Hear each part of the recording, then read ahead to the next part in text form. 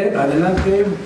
El tuit que emitió usted esta mañana es como muy retador. ¿Están con nosotros o con el diablo? Amor con amor se paga. Ya los panistas responden que es una postura polarizante como la que se tiene a veces en Palacio Nacional, y preguntarle también sobre la agenda, no solamente de esta última sesión de la permanente, sino la agenda de cómo inicia el próximo periodo ordinario de sesiones. Ya hay un acuerdo para cómo va a ser la solicitud ante el Pleno para que se destrabe la elección de consejeros del INE, y su plenaria tengo entendido que es un día en Toluca y otro día aquí. Sí, así es. Con relación al tuit, estoy convencido que así debe de ser. Estuvimos acostumbrados en 30 años y fue una desgracia para México. Estoy convencido de ello. Por eso la cuarta transformación, que los partidos políticos que representan a la voluntad popular y que se expresa aquí en la Cámara de Diputados no respondieron a lo que la gente votaba por ellos. Se fusionaron en una sola alianza multicolor, descafeinada, descolorida, que atendía solamente intereses a una élite y convirtieron al Estado mexicano en un modelo de negocios, incluida la tarea electoral y la lucha por tener un país más democrático. Y es una definición política explícita. Nosotros estamos por lo que dice la Constitución en el 39. La democracia es del pueblo, es de manera puntual, emana del pueblo y se deposita originalmente en él.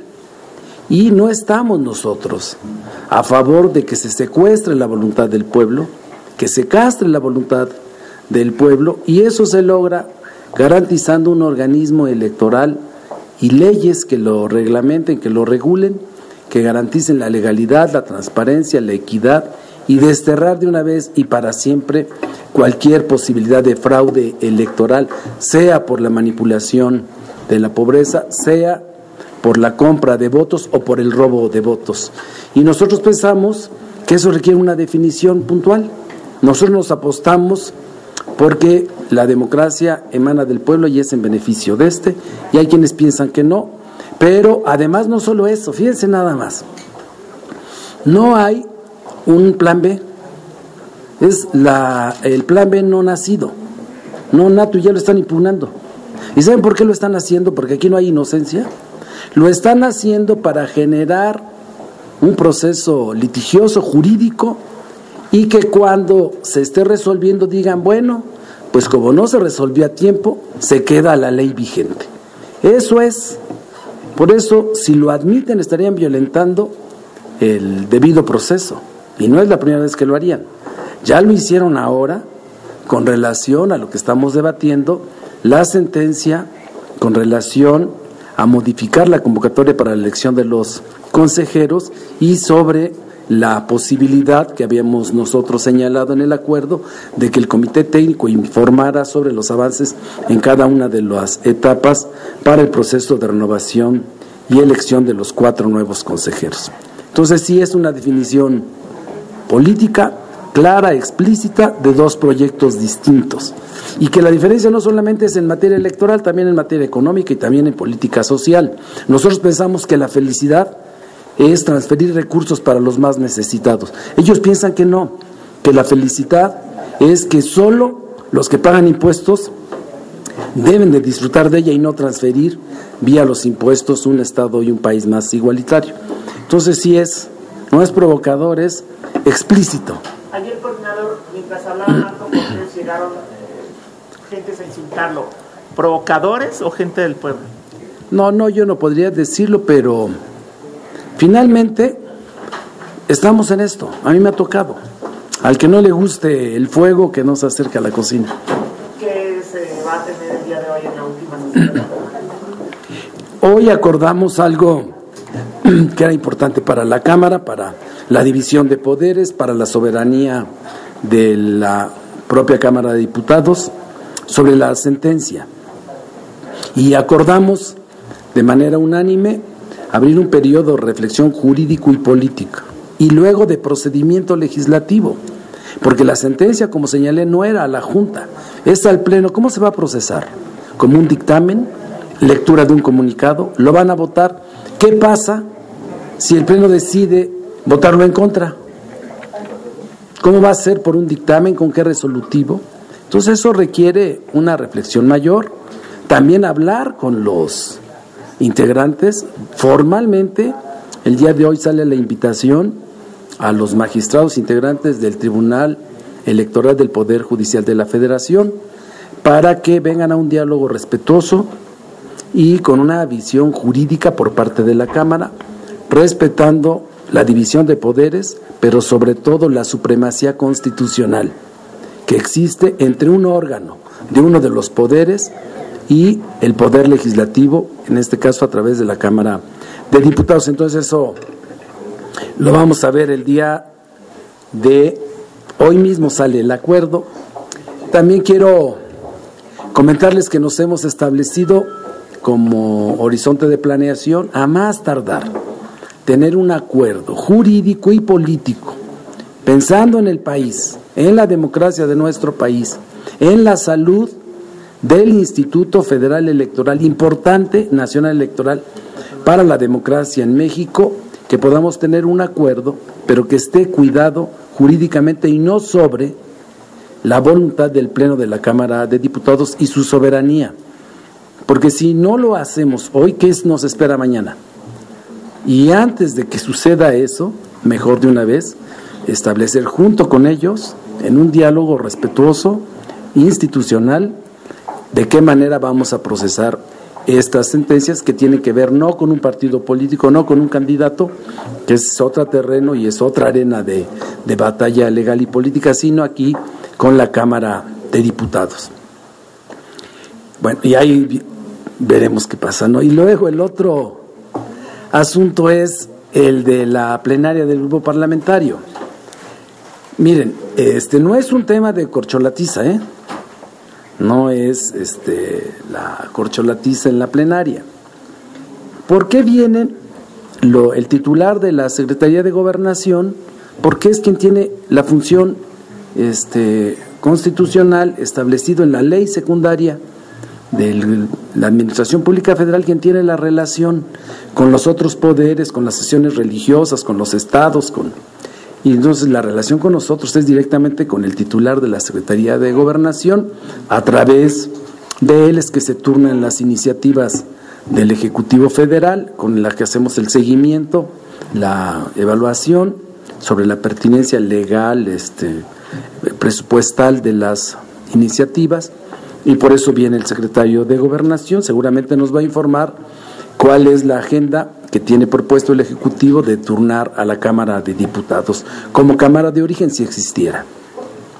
Darle seguimiento a las que tenemos en proceso y que destacan al menos 3 de ellas, concluir el proceso legislativo para lo que es el Plan B en materia electoral, conocer las reformas a la Ley de Aviación, para garantizar, entre otras cosas, no solamente el cabotaje que permita tener mayor oferta de aerolíneas en México, mayores destinos, sino que también bajen los precios, que ahorita mismo, derivado de eso, es que en la Junta de Coordinación Política está pidiendo que para el caso del día 7 de febrero podamos sesionar el 8 porque están carísimos los vuelos.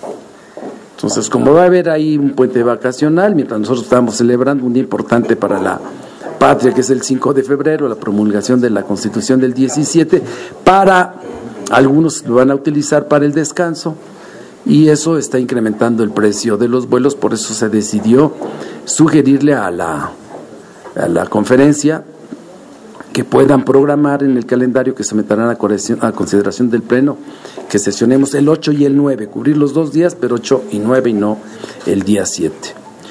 Y de eso vamos a platicar, entre otras cosas, con el secretario de Gobernación. Luego hubo una reunión importantísima para la vida económica y comercial de México, y que fue la cumbre con los países principales socios comerciales, Canadá y Estados Unidos sobre todo, y le pedimos al canciller Marcelo Ebrard que nos venga a puntualizar. Tuvimos una reunión ya con él, pero no fue del Pleno. Estuvimos algunas diputadas y diputados, pero nos va a informar ahora también todo lo que ha venido evolucionando con las relaciones con Sudamérica y fundamentalmente la situación que tiene México con Asia, específicamente con China. Esos son los temas que vamos a abordar con él. Y luego, en seguimiento a la reunión que se tuvo la vez pasada, en la anterior plenaria, con la jefa de gobierno, le vamos a pedir que nos venga a comentar toda la propuesta que tiene que ver con desarrollo metropolitano, toda vez que ustedes lo saben bien, las metrópolis en México alcanzan 12 y ahí ya vive un buen número de los mexicanos, casi el 60% viven en ellas. Ellos vienen. Y después somos agentes políticos, tenemos una definición, lo reitero, explícita, clara, un compromiso con nuestro movimiento y vamos a ganar el Estado de México.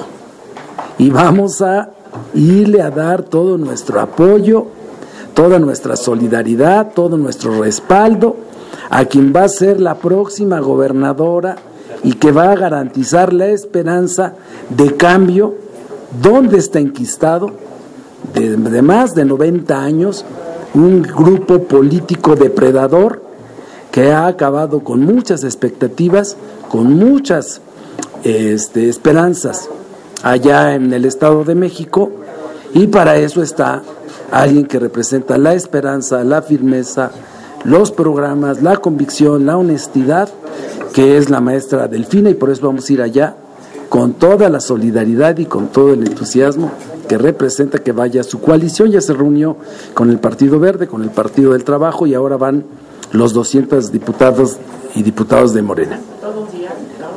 No, vamos a trabajar con ella y su equipo una hora y media, vamos a comer con ellos y antes vamos a concluir la agenda, que seguramente van a ser 2 temas. Va a ser la Ley de Ciencia y Tecnología, que está ahí, y abordaremos la agenda legislativa del grupo parlamentario, que tiene que ver con la organización interna del grupo. Karina. ¿Qué tal, diputado? Pues era preguntarle estos acuerdos a que habían llegado con relación a la convocatoria para elegir consejeros. Nos dice usted que no hay acuerdo, puesto que ya hace unas semanas en que se reunieron habían acordado lo mismo, reunirse para valorar la sentencia y llegar a un acuerdo si la impugnaban, según había dicho, porque excedían sus facultades los magistrados. Ahora nos dice que los van a citar. ¿Por qué no recurrir a una ¿controversia constitucional? No, a una aclaración de sentencia, que sería, bueno, pues pienso que sería más expedito. ¿Y por qué citarlos? Eso por un lado. Y por otro, en la convocatoria viene una base donde dice que lo no resuelto será acordado por la Jucopo. ¿Por qué no apelar a eso y haber resuelto ya ese diferendo, sin necesidad de esperar a la votación en el Pleno? ¿Cuáles son los argumentos por los cuales no se llega al acuerdo de que es un exceso de facultades del tribunal? No, hay un acuerdo unánime de que el actuar del Tribunal Federal Electoral, para decirlo de manera más llana, ha sido abusivo. Y en este caso no solamente contra un partido político, un candidato, ha sido abusivo contra la soberanía del Poder Legislativo expresado en la Cámara de las y los diputados, contra su Pleno, donde está reflejada la representación única en nuestro país popular, y que están todos los que votaron. El partido más pequeño está representado en la Cámara, a diferencia de los otros poderes. Y en el caso específico de los integrantes del tribunal, es los propios integrantes del Senado de la República, parte del Poder Legislativo, quienes discuten, dirimen y eligen a sus integrantes. Tienen una representación mínima con relación a la gran representación popular de la Cámara de las y diputados.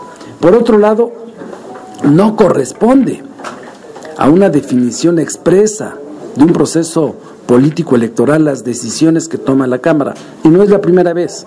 Lo hicieron también cuando se metieron a decidir en las formas de organización del Poder Legislativo. En esta ocasión fue por la integración de la Comisión Permanente. Lo han hecho de manera sucesiva y acordamos de manera unánime defender la soberanía de la Cámara de Diputados. Eso es lo que hay un acuerdo. Ahora, ¿cómo abordarlo? Implica una valoración no solamente jurídica, sino política. ¿Cómo lo va a procesar el Pleno? Que hablen los 500, que se expresen, que lo voten. ¿Es inatacable? ¿Se convertirá en inatacable? ¿Consentimos el acto? ¿Qué implicaciones va a tener? Toda esa reflexión requiere un acuerdo político, pero sustentado en la ley. No hay que olvidar que esa es la naturaleza que dio origen a la Junta de Coordinación Política en la Cámara de Diputados. Y si no la cuidamos nosotros, se los digo claramente, lo acabamos de manifestar, aquí está mi vicecoordinador, se los dije a todos, porque fue una reflexión que yo les hice, que yo lo planteé a la Junta. A ver, pensemos bien, despojémonos por un momento de nuestra investidura de representación de un partido político. Pensemos como depositarios temporales del mandato popular en este órgano de gobierno, que de nuestra decisión va a depender el futuro. No es un asunto partidario. Ya nos metieron en esta situación, ahora ¿cómo salimos? ¿Y después qué sigue? ¿Y mañana? ¿Y si el Pleno dice que no? ¿Va a haber desacato? ¿Van a disolver el Congreso mexicano tipo Perú? ¿O qué van a hacer el tribunal?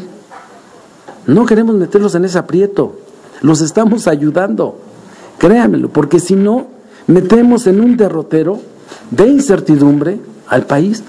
¿Por qué? Porque decidieron tomar una decisión un 23 de diciembre, 4 consejeros, 4 magistrados, sin reflexionarlo, sobre las rodillas, tomaron una determinación, una sentencia que compromete a 500 hombres y mujeres que tienen la representación popular. No es un tema de partidos, es un tema de responsabilidad pública, de responsabilidad frente a la nación, de respeto a este órgano, a este poder legislativo. Para eso estamos. Por entonces, ¿ustedes esperarían que los magistrados vinieran, se reunieran, platicaran con ustedes, llegaran a un acuerdo y volvieran a emitir otra sentencia? ¿O cuál es la expectativa? ¿Cómo la vamos a procesar? Que salga bien, que no comprometa. Pues se requiere algo que acordamos todos: voluntad política, estricto apego a la ley.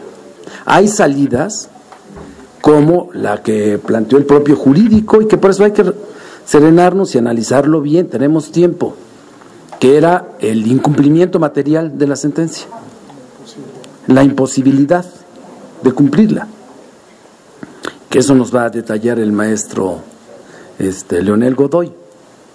¿Cuál es? Jurídica y políticamente. ¿Cómo hacemos válido lo que establece la Constitución? ¿Cómo incluso nuestros actos tampoco agreden a un órgano del Poder Judicial de nuestro país, en este caso al tribunal? Si nosotros sí estamos, de verdad se los digo, con la mayor responsabilidad, y yo aquí aprecio, reconozco, valoro como presidente de la Junta de Coordinación Política, como mexicano, como ciudadano, como un hombre que se dedica a esto, que haya existido esa reflexión, madurez política, inteligencia política de todos los integrantes por unanimidad de la Junta de Coordinación Política, todos, desde Movimiento Ciudadano, el Partido de la Revolución Democrática, el Partido Revolucionario Institucional, el Partido Verde, el Partido del Trabajo, el Partido Acción Nacional y Morena, coincidimos en lo mismo. Puede haber diferencias ideológicas, políticas, programáticas, naturales en un país democrático, y así debe de ser. Ya no más la fusión de ideologías diversas que generaron en estos 30 años y que hoy estamos padeciendo estas consecuencias. Si está el escenario de esa imposibilidad jurídica de acatar la sentencia, ¿cuál sería entonces la ruta? En esa estamos. En esa es la definición, pues es lo que vamos a hacer de aquí al 1 y al 9, el segundo momento, para tener una definición puntual el 12-14 de marzo, que va a iniciar el proceso. Eso tiene que haber certeza para los mexicanos, y les dejo a don Leonel Godoy. Y cambiemos de...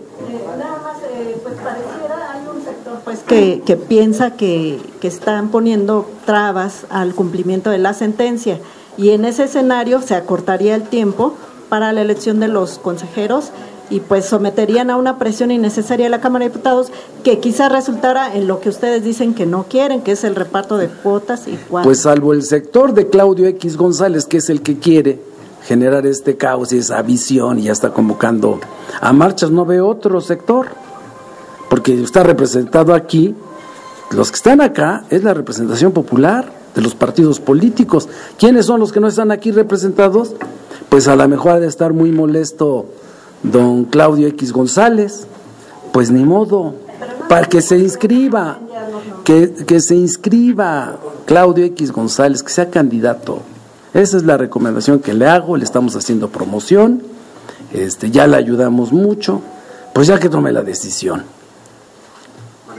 Diputado, ¿a poco sí es tan grave esta situación así como para que dijera se disuelve el Congreso o lo mandan a un No, por eso hay que irse al extremo siempre, porque en lo bueno y en lo malo, si se va uno a los extremos es fatalismo.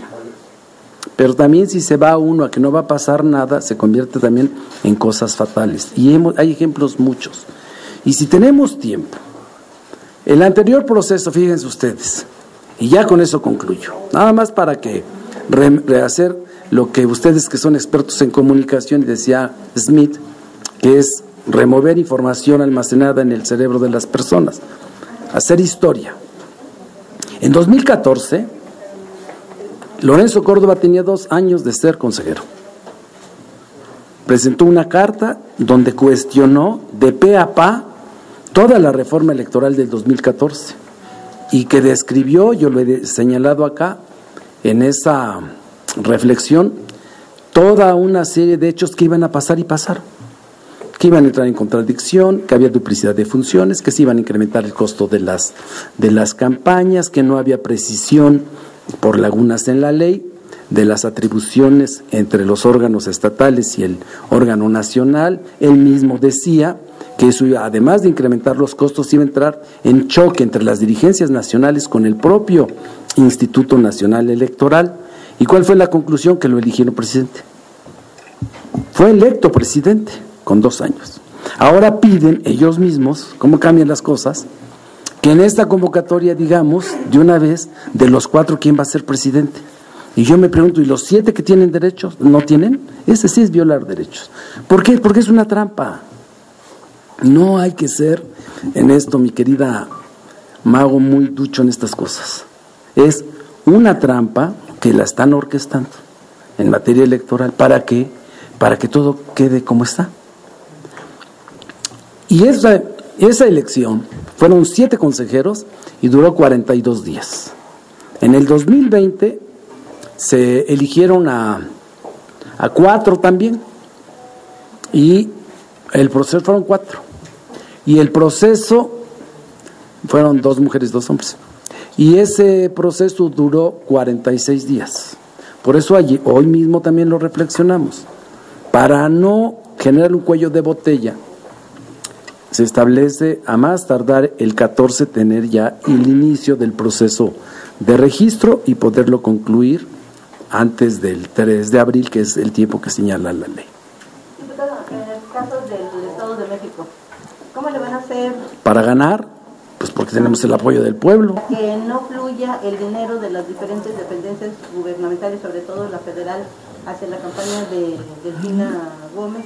Bueno, hay que recordar... Porque ya gobierna Morena, ya no gobierna el PRI ni el PAN, y los gobernadores de Morena tienen claro que nosotros no acudimos a esos actos porque fue nuestra lucha. Esa es la razón de ser de nuestro movimiento, tener un país más democrático. Incluso antes de pensar en cambiar el régimen de carácter económico y de política social, primero pensamos en tener un país más democrático. Si hay democracia, le va bien a todos y no hay que tenerle miedo. Incluso las voces disonantes se pueden expresar solo en un país democrático. Todos los que no están de acuerdo y no tienen por qué pensar, eso es lo que le da vida a la democracia, que no pensemos igual, que no haya pensamientos uniformes. Y por eso, qué bueno que haya esta discusión abierta, sin ningún temor, pero que no haya compra de voluntades y que se despoje de una vez y para siempre cualquier acto que atente contra la dignidad y el derecho individual que tienen las mexicanas y los mexicanos de elegir a sus autoridades. ¿Y la de los maestros? Ninguna. ¿Qué? El canal del Congreso, que va a ser su aniversario, no me invitan. Es correcto, ¿cómo no, diputado? Por favor. No, no me invitan, hay sectarismo. Bueno, si me permite todavía hacerle la pregunta. Bueno, con nada más quedar un poco claro en cuanto, digamos, las fechas o los plazos que usted está planteando con respecto a la ruta de esta reunión con los magistrados, cuándo estarían citándolos y cuándo sería la fecha fatal, digamos, para presentarlo en el Pleno. Y una segunda, nada más, si el día de hoy vendría Rosario Piedra a presentar su informe a la permanente. Empiezo con la segunda, esa es una obligación que tiene quien es titular de la Comisión Nacional de Derechos Humanos, venir a presentar, no es comparecencia, es un informe y conforme a lo que establece el reglamento, por parte de nosotros habrá un posicionamiento de cada uno de los partidos políticos representados en la permanente. 2, los tiempos es claro. El primero, nosotros debemos de tener ya una interpretación colegiada con la participación de los jurídicos de todos los grupos parlamentarios, la propia dirección jurídica y la Secretaría Técnica de la Junta de Coordinación Política, más la valoración política por parte de los coordinadores el 1 de febrero. El 2 estamos invitando que vengan, ojalá lo hagan, va a ser respetuoso, va a ser de altura, a los integrantes del Tribunal Federal Electoral, para que tengamos entre el 2, el 9, 10, un anteproyecto ya de cómo procesar tanto la sentencia, sus modificaciones, la integración del comité. Y que el día 14 inicien de febrero, ya avalado por el Pleno, determinado la ruta política y jurídica, podamos ya iniciar el proceso. Y muchísimas gracias, tengan buena tarde. Nada más sobre la ministra Esquivel, diputado. Ahí ya como que la situación pues cada vez le enredan más. ¿Qué futuro le ve usted al título de la ministra? Mire, yo les voy a expresar con toda franqueza mi opinión personal, individual e intransferible. Así como la... Miren, en mi época de los clubes anarquistas, quien fue joven y no estuvo en eso se perdió de una experiencia fantástica, maravillosa, de aprendizaje. Yo estaba en los clubes y terminaba mis estudios formales. Preparaba yo mi tesis, mi proyecto de tesis sobre diseño de objetivos de aprendizaje. Y estudiaba administración. ¿Por qué lo hice?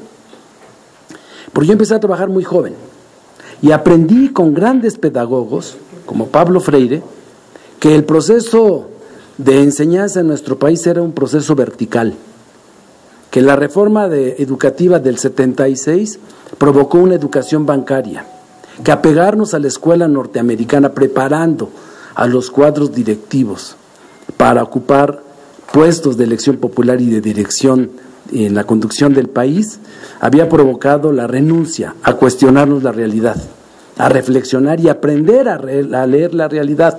El acto educativo es un acto liberador, pero el acto educativo es un acto político, porque permite transformar la realidad a partir de saberla, leerla y interpretarla. Y cuando yo llegué a la revisión de mi tesis era porque en este país los criterios pedagógicos están supeditados a criterios programático-presupuestales. Y como bien decía existió algo en nuestro país que, contrario a lo que pensaron Basols, contrario a lo que pensó el viejo Silva Herzog, el abuelo, cuando se cuestionaron la necesidad de tener la Escuela de Economía en México. Y ahí viene una evolución. Cuando surge el ITAM, yo no tengo nada contra el ITAM, así debe de ser, pero creo, y tengo colaboradoras del ITAM, pero no están aquí. Y empezó un mimetismo institucional para la escuela norteamericana, donde la reflexión, la discusión, el análisis, la interpretación de la realidad estaba supeditado a un modelo que obedecía más a criterios económicos que a criterios sociales. Y yo iba en una escuela privada y me lo cuestioné. Y entonces mis lecturas de la prepa, de Bakunin y demás, me dijeron que si tenía que ser congruente. Me iba yo a titular, iba yo a hacer un examen, cuando me habían cambiado 5 veces los programas y aparecían materias que yo nunca había estudiado, porque se modificaban los programas. Y todo lo que yo había visto en sociología, en derecho, en estadística, no estaban contemplados ahí. Y entonces, era Génesis, Teoría General del Estado, de López Portillo, por cierto, es el libro. Y es buen libro, sí, yo creo que debe haber seguido dedicado a eso. Y entonces tomé una decisión, por consistencia y congruencia, que no la recomiendo, pero yo lo hice. Yo decidí no titularme, porque consideraba que era un fraude.